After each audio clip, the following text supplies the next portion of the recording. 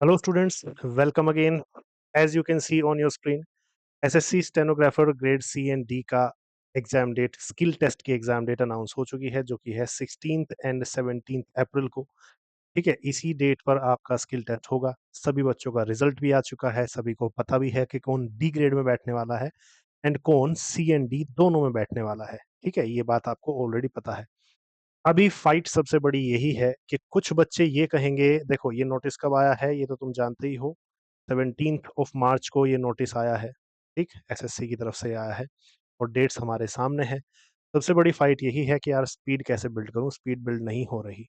तो कुछ चीज़ें ऐसी हैं, कुछ स्टूडेंट्स ऐसे होंगे जो 6 मंथ से तैयारी कर रहे होंगे, कुछ स्टूडेंट्स ऐसे होंगे जो 1 ईयर प्लस से तैयारी कर रहे होंगे, कुछ स्टूडेंट्स ऐसे होंगे जो 3 मंथ्स के अराउंड से ही तैयारी कर रहे होंगे, है ना? यही तुम्हारी स्टेज होगी इस टाइम पर। और ऐसे टाइम पे सबसे बड़ा क्वेश्चन यही होगा कि स्पीड कैसे बिल्ड करूँ? देखो 2-3 चीज़ें हैं, मैं तुम्हारे सामने यहाँ पर बता देता हूँ। एक ही टिप बताऊँगा तुम्हें, कि यही एकमात्र तरीका है जिससे तुम एग्ज़ाम में सेलेक्ट हो सकते हो, बाकी सारे तरीके फेल होने वाले हैं। बिकॉज़ एग्ज़ाम डेट तक हमारे पास 25 डेज़ के ही अराउंड हैं, इससे ज़्यादा हमारे पास है नहीं, ठीक? तो ध्यान से देखो, मैटर वही बात है, अनसीन की बात होती है या फिर सीन की बात होती है, ठीक है? आपको डेवलप करनी है क्या? 100 वर्ड्स पर मिनट की स्पीड। बहुत सीधी-सी सिंपल सी चीज़ है, हमारे पास ये टारगेट है।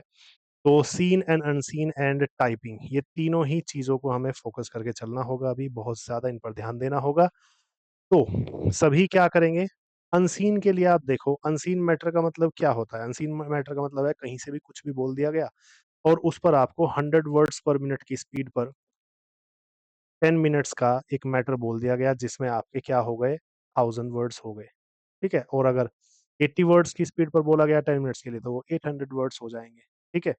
इसकी प्रैक्टिस के लिए आपको सीन मेथड से ही गुज़रना होगा। सीन मेथड का मतलब क्या है? एक डिक्टेशन उठाई, बहुत बेसिक सी बात बताऊँगा, अपने आप से लड़ना बिल्कुल बंद कर दो, क्योंकि सोचना आपके लिए इस टाइम बिल्कुल भी कारगर साबित नहीं होगा। एक ही स्टेप अपनाओ, एक डिक्टेशन उठाओ और ये जब भी डिक्टेशन आप उठाओगे तो ये इस टाइम जो है सीन मैटर बनाने के लिए क्या होगा, आपको इस पर 4 टाइम्स, 5 टाइम्स जितना भी टाइम्स आपको प्रैक्टिस करनी है वो कीजिए। ध्यान दें, जितने टाइम जिस बच्चे ने प्रैक्टिस की है 6 मंथ्स, 1 ईयर, 3 मंथ्स जितना भी है, उससे ये चीज़ें जो हैं वैरी करेंगी उस बात पर। ठीक है? 4 टाइम्स के अराउंड, 5 टाइम्स के अराउंड इस बार प्रैक्टिस करो और फिर उस बार फिर क्या करना है, रिकॉर्डेड ऑडियो जो कि 100 वर्ड्स पर मिनट पर हो या 80 वर्ड्स पर मिनट पर हो, उस पर अपनी स्पीड लगाओ। 1 घंटा लगाओ, 2 घंटा लगाओ, वो तुम्हें करना ही है। ये जो 4 टाइम्स, 5 टाइम्स आप किसी डिक्टेशन को देख कर के नॉर्मली लिखेंगे, बिना स्पीड प्रैक्टिस किए, ठीक है? तो ये जो 4 टाइम्स, 5 टाइम्स है, 10 टाइम्स है, ये घटना चाहिए धीरे-धीरे। ये घटना चाहिए और जब आप डिक्टेशन को लिखेंगे ऑडियो पर लगा करके, एक ऑडियो लगाएँगे आप रैंडम या फिर जो डिक्टेशन आप 3-4 बार लिख चुके हैं, उसी की ऑडियो लगाएँगे, ठीक है? वो 100 वर्ड्स पर मिनट भी हो सकती है और वो 80 वर्ड्स पर मिनट पर भी हो सकती है वो ऑडियो। ठीक, कोई भी ऑडियो लगाओ, उस पर तो टाइमिंग्स बढ़नी चाहिए। मतलब ये शुरुआत में हो सकता है आप 1 टाइम ही लिखो ऑडियो पर और फिर आपकी हिम्मत टूट जाए, आपकी सारी चीज़ें खराब होने लगे, वर्ड्स छूटने लगे, है ना? आपने 4-5 बार लिख लिया, 10 बार लिख लिया, फिर भी आप स्पीड पर आ रहे हैं, तो आपके सारे वर्ड्स छूटने लगे हैं। तो शुरुआत में हो सकता है 1 टाइम हो, 2 टाइम हो, है ना? और ये सीन मतलब एक डिक्टेशन को लिखने के बाद में एक बार आपने लिख लिया, बिना ऑडियो के, बिना स्पीड के, तो वो सीन मैटर बन गया। अगर आपने उसे एक बार भी नहीं लिखा है, डिक्टेशन आपके सामने है, एक बार भी आपने उसे नहीं लिखा है और आपके पास उसकी ऑडियो रिकॉर्डिंग है, आप उसे डायरेक्टली लिखना शुरू करते हैं, बिना स्पीड के लिखे ही डायरेक्टली आपने स्पीड पर लिखना शुरू किया, तो वो अनसीन मैटर कहलाएगा।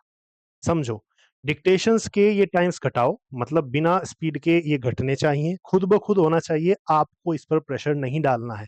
बच्चे क्या करते हैं स्पीड के चक्कर में स्पीड प्रैक्टिस वाली ऑडियो लगा लेते हैं और उस पर लिखने की कोशिश करते हैं और उससे उनकी हिम्मत टूटती है। ठीक है? यही स्टेप गलत होता है। आपको धीरे-धीरे अपने माइंड को अपना फ्रेंड बना करके चलना है और एक डिक्टेशन को नॉर्मली लिखो, बिना स्पीड ऑडियो के।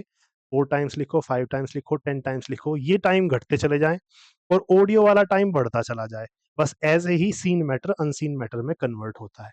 यही एकमात्र ट्रिक है जिससे आप आराम से स्किल टेस्ट क्लियर कर सकते हैं। ये बात मैं क्लियरली कहूँगा, कोई बच्चा है 3 मंथ्स जिसको हुए हैं, 4 मंथ्स जिसको हुए हैं, 5 मंथ्स जिसको हुए हैं, 6 मंथ्स जिसको हुए हैं और उसकी स्पीड अभी डेवलप हो रही है या अभी तक स्पीड डेवलप नहीं हुई है, तो वो स्टूडेंट्स अपने आप से लड़ना बंद कर देना। मैं क्लियरली कह रहा हूँ, ये वो समय है जब आप अपने आप से बहुत ज़्यादा लड़ेंगे, सोच-विचार बहुत ज़्यादा होगा, काम बहुत कम होगा। तो इससे लड़ने के लिए क्या करना होगा? सबसे पहले सोचना बंद करना होगा, थिंकिंग बिल्कुल बंद करनी होगी। केवल जो स्टेप बताया, वो स्टेप अपनाओ, इसके अलावा कोई भी दूसरा स्टेप काम नहीं करेगा। ठीक है? अगर आपकी स्पीड आप 1 साल से ज़्यादा प्रैक्टिस कर रहे हैं और आप अब अनसीन पर लिखने लगे हैं, तो सीधा स्पीड ऑडियो लगाओ।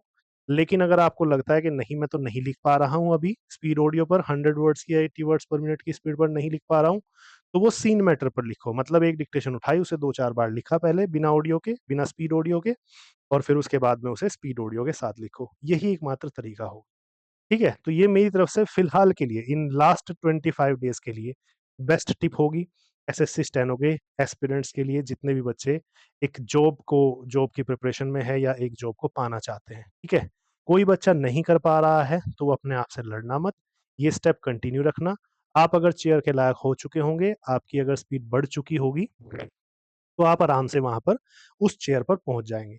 रही बात टाइपिंग की, तो टाइपिंग आप अच्छे से करो, आपको पता ही है 30-35 नॉर्मली स्पीड चाहिए होगी। भले ही आप कैलकुलेट करें तो वो 16 या 20 या 25 वर्ड्स के अराउंड कैलकुलेट होकर के आए, लेकिन 30 प्लस ही अपनी स्पीड रखना और टाइपिंग करना। ध्यान रखना, टाइपिंग से आपकी स्पेलिंग मिस्टेक्स सुधरेंगी, स्पेलिंग सुधरेंगी सारी जो आप टाइप करेंगे। जब आप शॉर्ट हैंड से टाइप करेंगे तो आपकी स्पेलिंग सुधरेंगी बहुत ज़्यादा। आपको ये धीरे-धीरे पता लगेगा कि कहाँ फुल स्टॉप लगेगा, कहाँ कॉमा लगेगा, कहाँ पर कैपिटल लेटर बनेगा, है ना? ये सारी चीज़ें आपको पता लगेंगी टाइपिंग से।